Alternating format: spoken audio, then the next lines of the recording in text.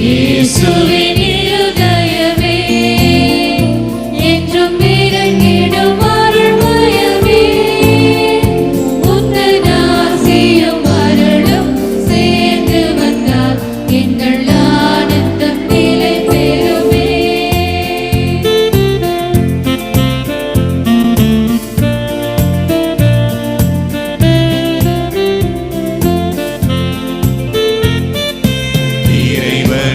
இதயமுண்டு, அந்த இதயத்தில் இரக்கமுண்டு.